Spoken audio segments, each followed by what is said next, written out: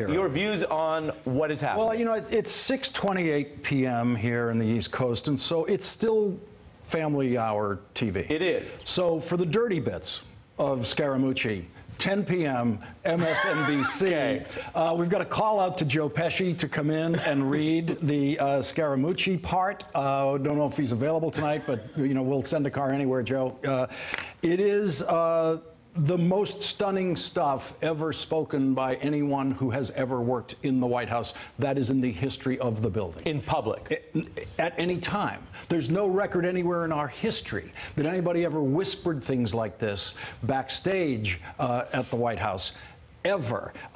You know, this guy who I declared yesterday to be officially the stupidest person ever to work in the communications of the White House has now gone so far beyond that description that you could never have imagined it. I mean, you know, you read the parts that have a certain kind of logic to them.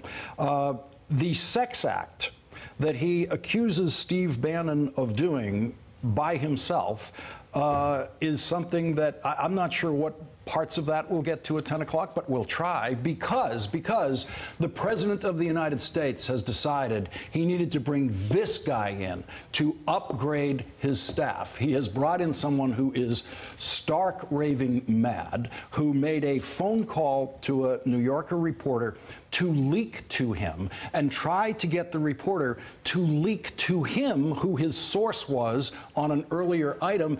And the whole time he was on the record, and he apparently did not know that. You know, this guy is stunningly incompetent and unprofessional, and he's not yet an employee of the White House. This is a very important He's point. income. Well, Lawrence, let me press you on this. He's a visitor. He doesn't work there. Does this matter? Because it is distasteful and vulgar, because he is, as you say, unfit for the job, you use the word stupid, or because somehow it's going to affect people's lives? Because this is the judgment of the President of the United States. Every single word that this guy said to the New Yorker matters hugely, because it is the judgment of the President of the United States, who knows this man well, who knows this is the way he thinks and talks, that he wants him in the White House. This is the person he wants in charge of his communications, in charge of, in effect, speaking for him. And what's clear about this is he speaks better for Donald Trump than anyone who has ever spoken for You're Donald saying Trump. this, I have a new response I want to play, but it's interesting. Okay. I want to revisit the point you're making, that this, he's you're like saying, Donald Trump's little brother. Reflects Donald Trump. He's every bit as deranged as Donald Trump. We have a brand new response, because this is a breaking story and a very Trumpian one, in that it's all occurring in the media and on Twitter. Scaramucci now tweeting, "I sometimes use colorful language.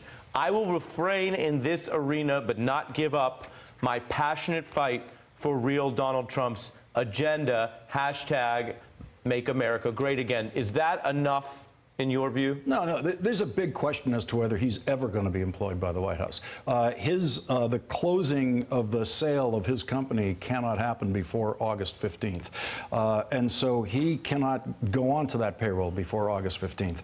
He's done enough. There's nowhere else in government, no city hall, there's no town hall in America where this person would be employed after any of these words became public today. There's one place in American government where he might be allowed to work after what he publicly said today, and that is Donald Trump's White House. That's the only place. But the next time Donald Trump tries to go in front of an audience and pretend to have this new religiosity he's found as a new Republican and new Republican candidate for president and then president, you can see how breathtakingly phony that is, because this is real Trumpism. So this is the real thing. Let me ask you the final politics question. And technically, he says he is an employee now, but as you say, he's not on the payroll. He goes in there with a visitor's pass every day. Right, he hasn't taken the money. He's not on the federal government payroll. He may never be on the federal government payroll the way this is going. Last question on politics.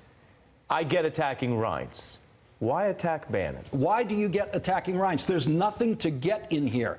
This guy believes that Reince Priebus leaked that he was having dinner in the White House with the president and Sean Hannity last night, and that's what his outrage was about. This is the guy who believes that Reince Priebus leaked that and endangered the nation by leaking that information. There's nothing to get here. He is gravely mentally ill. This is a gravely disturbed human being who should never be allowed through the gates of the White House, ever, under any circumstances.